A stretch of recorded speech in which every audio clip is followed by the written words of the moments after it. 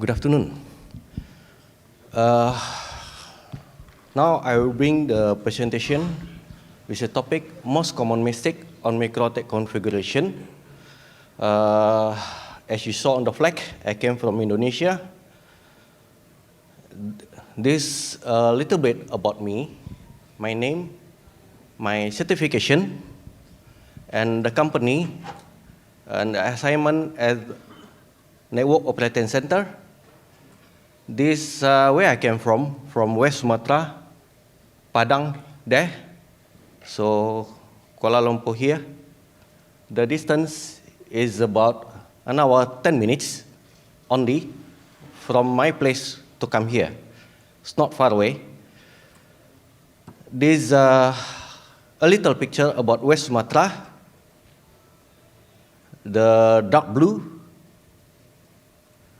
And about the company, the place that I work for, about ATS. ATS is a short form from Asia Technology Solution, established since 1998, data center since 2006, internet service provider since 2014, and the coverage area is Tangerang, Jakarta, North Depok, Bekasi, Kerawang, Purwakarta. And lastly, MicroTik Training Center. This our coverage area. Yeah, there is a tower picture, the black one. So many there. This our coverage area in Jakarta and surround Jakarta city. Services. We have a dedicated internet connection, broadband internet connection, interconnection, local loop, server hosting or colocation, web email hosting, managed service, and others, depending on customer request. How to reach us? This our address, the office address, the phone, website, and emails. Objective. Back to the topic. This to help you understand the diagnose most common RouterOS configuration issue. Show the proper application of the RouterOS feature to avoid configuration issue. Encourage you to use latest RouterOS version and newest feature. Presentation material. This presentation will consist of most popular problem compiled sent to MicroTik forum discussion and groups. Example are compressed, combine, simplify for presentation purposes. This presentation will show configuration issue and improve configuration. So, this is the first problem. We see here in the red box, the space only 300 kilo. This the situation I create on my lab, not the real situation. But I saw a similar condition on the client, where they put some file or backup or they run some other services that the none full, and the log say none full, cannot do any other services. That we see here, most of the installation put the main package that consists advanced DHCP, direct top box, hotspot, IP6, MPLS, PPP, and others. That most of the services will not used by customer. Example, IP6, MPLS, routing, mostly will not use. PPP only when the customer want to use VPN. MPLS, we can say 90% customer will not use MPLS or OSPF. Let's say Office, home user will not use it. But why the services stay there and consume the storage space on the router? Problem analysis. None on the router full, an error message appear on the log router. Diagnosis, system resource, so free space about half meg or less. System packet show almost all packet installed even if never been used. Such as IPv6, most of us will not use it. maybe another 10 years we'll use it. Reason, packets that do not use, although have been disabled, still need space on the NAND router. See the package management. We have so many package management. This capture from MTCNA class. We have advanced tools, Kalia, DHCP, hotspot, blah, blah, blah. We can see the MPLS we use for MPLS and traffic engineering. Routing only for dynamic routing, RIP, BGP, USPF, static routing stay on system. So if the customer only use static routing, why we put routing on the router? If customer don't use IP6, why we put IPv6 there? And etc. Correct implementation. Remove unneeded package like Kalia, GPS, IPv6, MPLS, NTP, OpenFlow, TR069, and other packets that are likely not be used. Don't use bundle package like show below. Because the individual packet that are included in the above bundle packet cannot be deleted. They can only be disabled, so that still occupy space in storage none. It's strongly recommend that you use extra package because we can add and or delete each individual package that we use. So when customer need OSPF, we add routing. When customer need VPN, we add PPP. That's it. See, on bundle package, this is the fresh installation with using a bundle package. The free space 7.9 meg, but after we use extra package, it's increased become 8.3 meg. 400 meg extra space we have on the router. Yeah. This is the problem number one. Number two, this most common installation in our customer as well that done by technician. There is one router R1, R2, R3, R4, and etc. They put NAT on each router. They run DHCP on each router. So on the picture we see R1 has NAT and internet on DHCP server. R2 has NAT to R1 and DHCP server. This is wrong configuration. Problem, computer that connected to R1 will not be able to do peer-to-peer communication to computer that connected to R2 because they are netted on R2. Separate the DHCP server between R1 and R2 cannot doing firewall on R1 for computer connected to both router R1 and R2 unless the same firewall installed again on R2 set this double effort. Yeah. Correct implementation, take out Ether2 on R1 from bridge, allocate P2P IP address from Ether2 at R1 to Ether1 at R2, put static route from R1 to R2, add DHCP relay from R1 to R2, so DHCP list at R1 will contain all lists both on R1 and R2. The firewall configuration is only on router 1. Router 2 doesn't need firewall anymore because taken over by router 1. Next problem, wireless.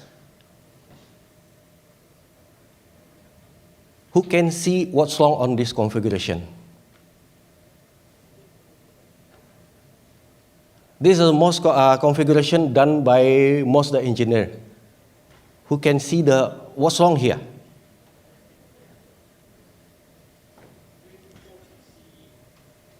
Yeah.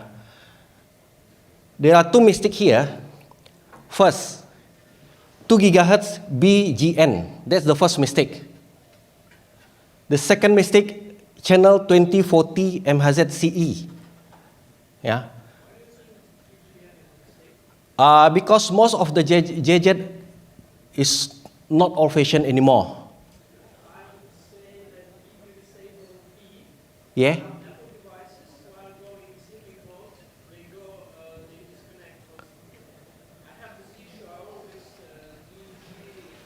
Yeah.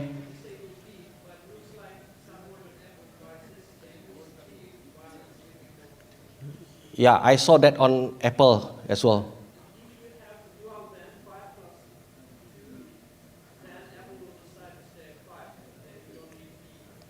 Mm-hmm.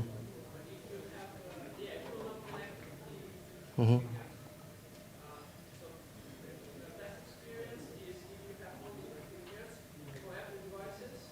Yeah. For home user, that's fine, no problem here. But for office user, this will make more problem. We will see after. The second problem is 2040 megahertz because most of the JZ only support 20 megahertz. Not many support 40 megahertz. If the AP use 40 megahertz and the client, one client use 20 megahertz, all client will go to 20 megahertz. Yeah. This is a problem. Problem analysis. By using 2040 megahertz band, the availability channel only 7, not only 7, not 11. The available channel. When we go to 20 only, we can see 1, 2, 3 until 11. But if we go to 2040, it's only available 1 through 7, 8 to 11 missing. Most of the client device does not support 40 megahertz band. Most of them. If all clients use 40 megahertz and then there is one client connected 20 megahertz, then everyone will be on 20 megahertz. I found this problem many times. Let's say 2 or 3 first connecting gadgets able to connect 40 megahertz, that's fine, no problem. But the fourth client connect 20 megahertz, the rest switch to 20 megahertz. Okay. Analysis 2, this. Only the yellow one. Only one non-overlap channel left. The second channel cannot be used because go to beyond the limit. 2462 is go to beyond the limit, the border. By 20 megahertz, we can have 3 non-overlap channel, 1, 6, 11. But 40, only 1. So if you have, at the house, no problem. For home user. For office, big office, we have multiple access point. Cannot use 2040. Because how we can add more access point if the first access point already using this and no more non-overlapping channel available. Okay. This the spectrum analyzed for 20 megahertz, 2.4 gigahertz. This spectrum for 40 megahertz. It's occupied before 1 and till 7. So if we put another channel, will be overlap.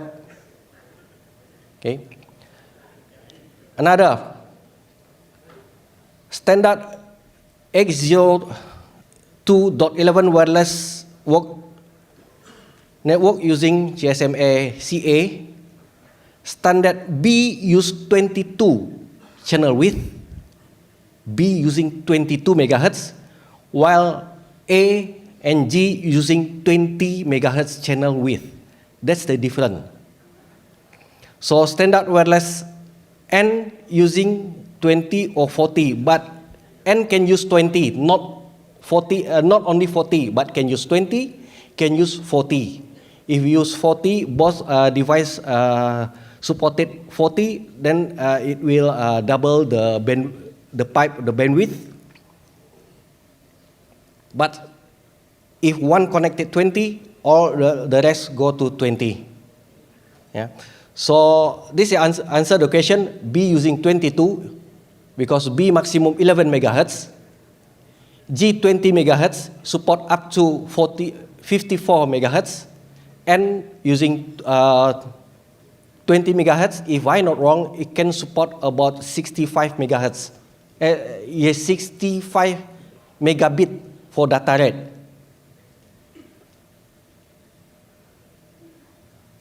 Okay. Correct implementation like this, only using G only or GN if connected client device is not all device from earlier 2000. If there is one device earlier 2000 that only support B, then switch to BGN. Use channel width 20, disable extended channel on capsman to get better choice of non-available channel. If the distance between AP is close enough, reduce the TX power to force the client to move the AP. Okay. Next, who mostly use this?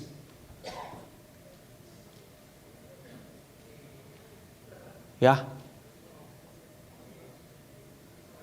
We found so many people using this to block YouTube, to block Facebook also like this. Many people using this. About maybe 80% still use this. Yeah. They define the firewall protocol and then block on firewall. That's it. Yeah. This wrong configuration. What happened? Problem high CPU load, increased latency, packet loss, jitter. YouTube, Facebook will not going to block. Diagnosis tool profile, high CPU load on layer 7. Reason, each connection is rechecked over and over again. Layer 7 is checked in wrong place and against all the traffic, especially when you use the plastic router like RB750. It will going to that server. Yeah. We see on layer 7 the definition. Layer 7 protocol is a method searching for the pattern in HTTP, TCP, UDP stream.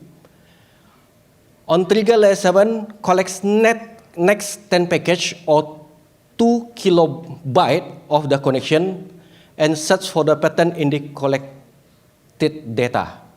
So we imagine when one people doing a huge download, let's say 20 megabyte, while layer 7 searching every 2 kilobyte, how the CPU works? Very heavy. Yeah. All layer 7 patterns available on the internet are designed to work only for the first 10 package or 2 kilobyte of the connection.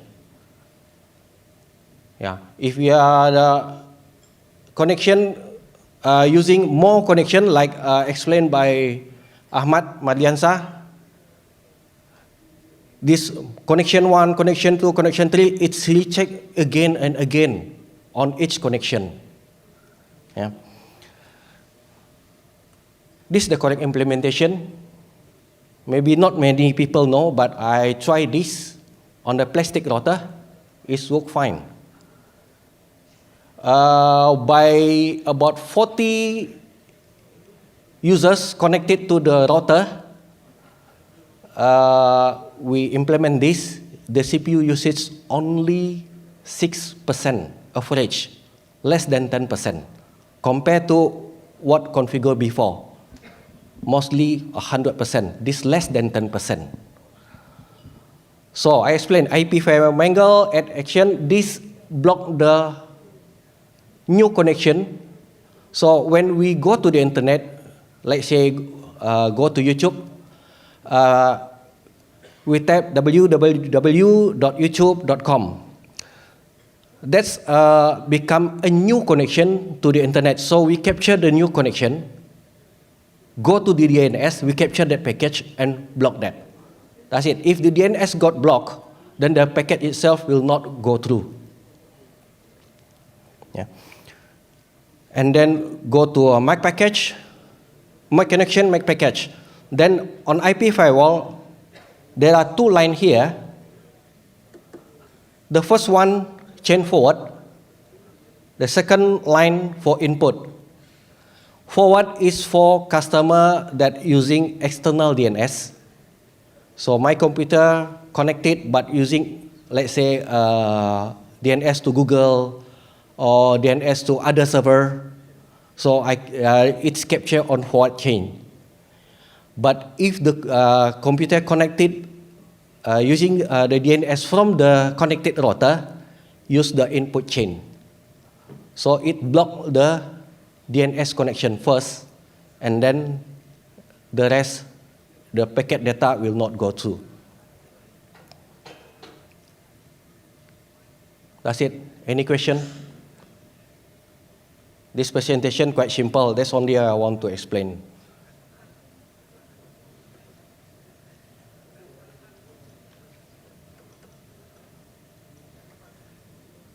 Any?